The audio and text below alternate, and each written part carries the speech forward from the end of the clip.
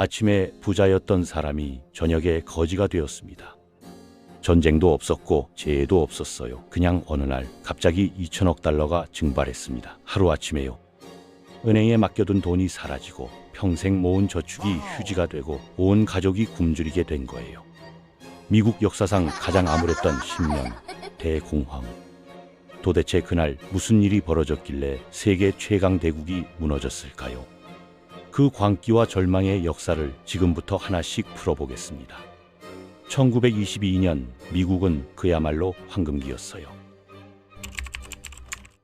제1차 세계대전이 끝나고 유럽은 폐허가 되었지만 미국은 달랐습니다. 전쟁 물자를 팔아서 돈을 쓸어 담았고 이제 그 공장들이 탱크 대신 냉장고를 찍어내기 시작했거든요. 뉴욕의 스카이라인은 하늘을 찌를 듯이 솟아올랐고 재즈 음악이 거리마다 울려 퍼졌습니다. 사람들은 진심으로 믿었어요. 이 좋은 시절이 영원히 계속될 거라고요. 헨리 포드의 자동차 공장에서는 혁명이 일어나고 있었습니다. 컨베이어 벨트라는 새로운 생산 방식이 도입되면서 12시간 걸리던 자동차 한 대 조립이 90분으로 줄었거든요. 모델 T가 쏟아져 나왔고 자동차 가격이 뚝 떨어지면서 평범한 가정도 차를 살 수 있게 되었어요. 도로 위에 자동차가 넘쳐났고 석유, 철강, 고무 산업까지 전부 덩달아 성장했습니다. 미국 경제는 그냥 성장하는 게 아니라 질주하고 있었어요. 도시에는 전기가 들어왔고 새로운 가전제품들이 쏟아졌습니다. 1929년까지 1,000만 가구가 라디오를 갖게 되었는데 이건 엄청난 숫자였어요. 가족들이 거실에 모여 앉아서 음악을 듣고 뉴스를 듣고 광고를 들었거든요. 소비의 시대가 열린 겁니다. 하지만 이 화려한 파티 뒤에는 이미 균열이 생기고 있었어요.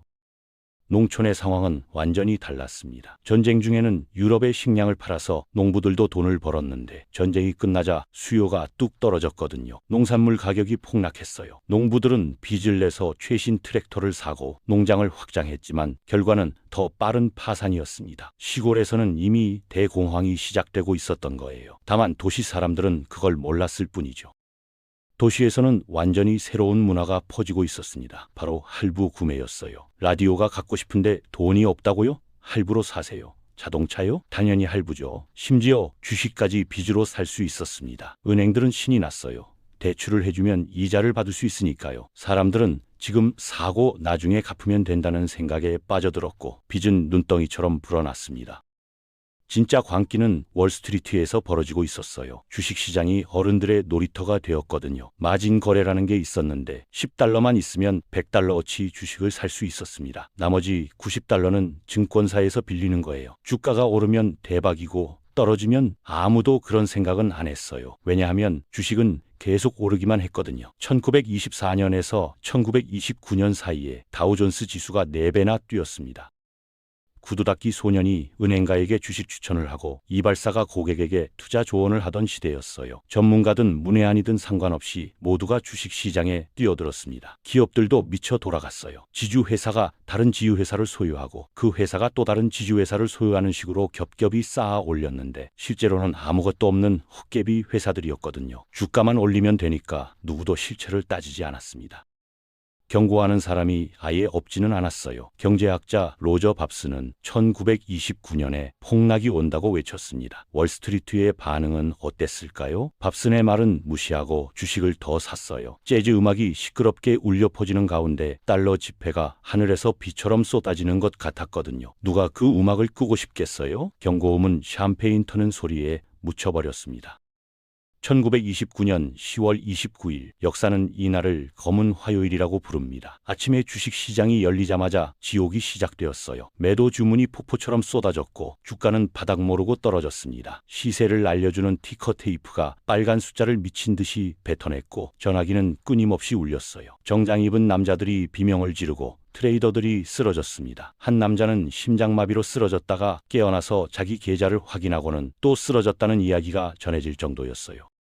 단 하루 만에 140억 달러가 증발했습니다. 지금 가치로 환산하면 2천억 달러가 넘어요. 모노폴리 게임 돈이 아니라 진짜 돈이었습니다. 사람들의 집, 저축, 자녀 학비, 노후 자금이 한순간에 사라진 거예요. 증권거래소 앞에는 사람들이 멍하니 모여들었어요. 어떤 사람들은 손을 잡고 있었고 어떤 사람들은 울었고 어떤 사람들은 그냥 땅바닥만 쳐다봤습니다. 도대체 무슨 일이 일어난 건지 이해하려고 애썼지만 이해할 수가 없었거든요. 광란의 20년대가 끝난 게 아니었어요. 모든 사람의 노후 자금을 들고 달리다가 벽에 정면 충돌한 거였습니다. 그리고 이건 시작에 불과했어요. 마진 콜이 터지기 시작했습니다. 호황기의 사람들은 빌린 돈으로 주식을 샀잖아요. 10달러 내고 100달러어치를 산 거요. 주가가 폭락하자 증권사들이 나머지 90달러를 당장 갚으라고 요구했어요. 투자자들은 허둥지둥했지만 갚을 돈이 없었습니다. 월요일에 부자였던 사람들이 목요일에는 빈털터리가 되었어요. 여름 내내 마티니를 마시던 은행가들이 이제는 마치 외계어로 쓰인 것처럼 보이는 재무제표를 멍하니 쳐다봤습니다.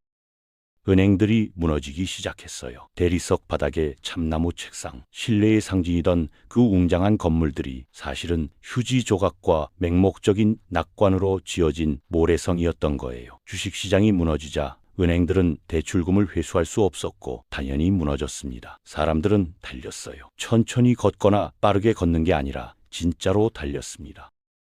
뱅크런이 들불처럼 번졌어요. 군중이 은행 앞에 몰려들어서 잠긴 문을 두드리고 저축한 돈을 내놓으라고 소리질렀습니다. 은행 창구 직원들이 진정시키려 했지만 소용없었어요. 어떤 가족은 전 재산을 잃었습니다. 할아버지의 채권은 휴지가 되었고 이모의 저축은 사라졌어요. 어린 아이의 돼지 저금통만 가득 차 있었는데 그건 아무도 그 아이에게 본인이 이제 집안에서 가장 부자라고 말할 용기가 없어서였습니다. 재앙은 미국 안에서 끝나지 않았어요. 미국 은행들은 유럽에 빌려준 돈을 급하게 회수하기 시작했고 제1차 세계대전 이후 겨우 덕테이프로 붙여놓은 유럽 경제가 갈기갈기 찢어졌습니다. 독일의 취약한 회복이 무너졌고 영국이 흔들렸어요. 번영의 대동맥이던 세계 무역이 막혀버렸습니다. 단 3년 만에 절반으로 줄었어요. 절반이요. 공황 속에서도 부정이 있었습니다. 신문들은 낙관적인 헤드라인을 뽑았어요. 투자자들이 이익을 실현하면서 시장이 조정됨. 바로 그 아래에는 결혼 반지를 전당포에 맡기고 빵을 사는 남자의 사진이 실렸거든요. 정치인들은 최악은 끝났다고 우겼고 실크 조끼를 입은 은행가들은 마이크 앞에서 불안하게 웃으며 말했습니다. 우리는 완전히 괜찮습니다. 불난 거 아니에요. 허버트 후보 대통령은 라디오 방송에 나와서 침착하게 말했어요. 경제의 기초는 건전합니다. 그 시간 수백만 명이 텅 빈 식탁에 앉아서 그 말의 어느 부분이 자신들에게 도움이 되는 건지 궁금해했습니다. 시스템은 멈추지 않았어요. 그냥 망가진 채로 아무것도 모른 채로 괜찮은 척하면서 비틀거리며 앞으로 나아갔습니다. 1931년이 되자 음악은 완전히 사라졌어요. 불이 꺼졌고 파티는 끝났습니다. 그 다음에 온 건 침묵이 아니었어요. 공장이 멈추는 소리, 아버지들이 차마 해야 할 줄 몰랐던 사과를 속삭이는 소리, 미국 전체가 한숨을 내쉬고 나서 더 이상 들이쉴 게 없다는 걸 깨닫는 소리였습니다. 실업률이 25%로 치솟았어요. 일하고 싶은 미국인 4명 중 1명이 일자리가 없었습니다. 직업이 연기처럼 사라졌어요. 한때 산업의 왕관이었던 디트로이트는 자동차 공장들이 하나씩 문을 닫는 걸 지켜봤습니다. 생산량이 75%나 떨어졌어요. 거대한 기계들이 돌아가기를 멈췄고 불이 어두워졌고 미국의 꿈을 조립하던 노동자들이 공장 문 앞에 서서 기다렸습니다. 뭘 기다리는지도 모른 채요.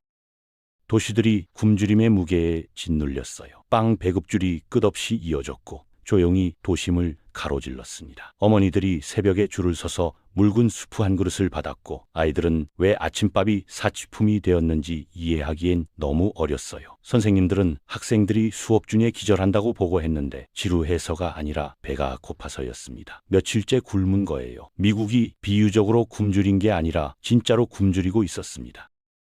절망이 모든 방에 스며들었어요. 은행은 망했고 저축은 사라졌고 존엄성이 바닥나고 있었습니다. 자살률이 급증했어요. 신문사들이 부고란 게재를 중단했습니다. 따라갈 수가 없었거든요. 모든 통계 뒤에는 이름이 있었고 모든 이름 뒤에는 한때 이 나라가 자기를 돌봐줄 거라고 믿었던 누군가가 있었습니다. 결혼율이 곤두박질 쳤어요. 출산율도 떨어졌습니다. 미래는 사람들이 말하기를 피하는 무언가가 되었어요. 저녁 식사도 보장할 수 없는데 누가 결혼식과 아이를 꿈꿀 수 있겠어요? 상황이 더 나빠질 수 없을 것 같은 바로 그때 하늘이 검게 변했습니다. 배평원에서는 수년간의 무리한 농사가 땅을 완전히 벗겨놓았어요. 비가 그치자 흙이 갈라졌고 그 다음에 바람이 왔습니다. 먼지 폭풍이 미국 중심부를 휩쓸었는데 우뚝 솟고 숨막히고 성경에 나올 법한 규모였어요. 검은 눈보라라고 불렸습니다. 땅만 덮은 게 아니라 태양을 가려버렸거든요. 농작물이 묻혔고 가축이 질식했어요. 집안이 먼지로 가득 찼고 가족들이 밤새 기침을 하다가 한때 자신들을 먹여 살리던 흙에 뒤덮인 채로 일어났습니다. 오클라호마, 캔자스, 텍사스에서 수백만 명이 도망쳤어요. 가진 것 전부를 망가진 차에 싣고 서쪽으로 달렸습니다. 아직 모래가 되지 않은 일자리와 땅이 있다는 소문을 쫓아서요. 캘리포니아냐 파산이냐라고 표지판에 적혀 있었지만 많은 이들에게는 그냥 파산뿐이었습니다.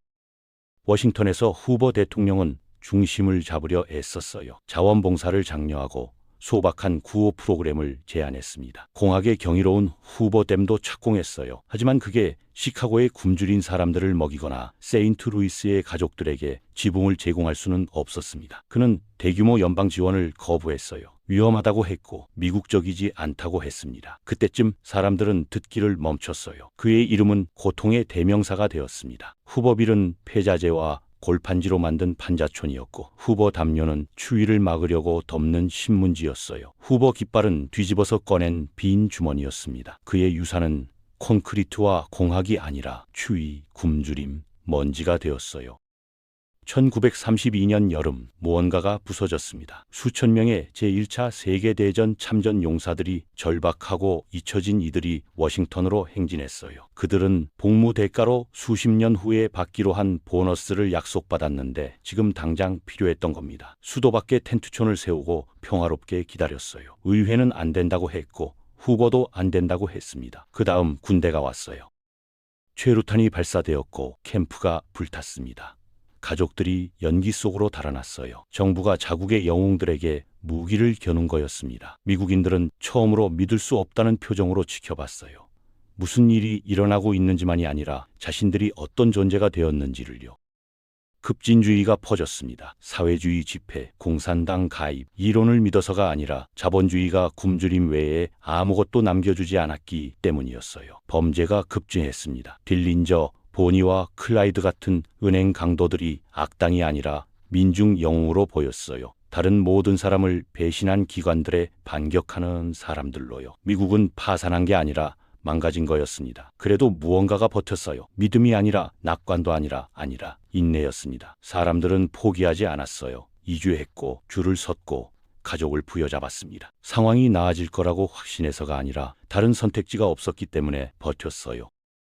1933년 3월 프랭클린 델라노 루스벨트가 취임 연설을 위해 연단에 섰습니다. 수백만 명이 귀를 기울였어요. 우리가 두려워해야 할 것은 두려움 그 자체뿐입니다. 그는 말했습니다. 금도 아니고 은행도 아니고 먼지조차도 아닌 두려움. 그건 연설 이상이었어요. 미국이 몇 년 만에 처음으로 깊이 들이신 숨이었습니다.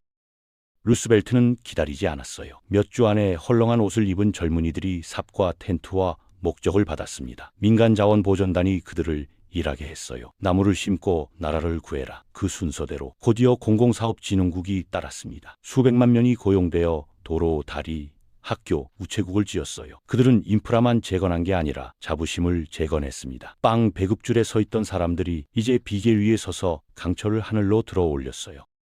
테네시 계곡에서는 루스벨트가 테네시 계곡 개발 공사를 시작했습니다. 댐이 세워졌고 전등이 켜졌어요. 어둠 속에 살던 마을 전체가 빛나기 시작했습니다.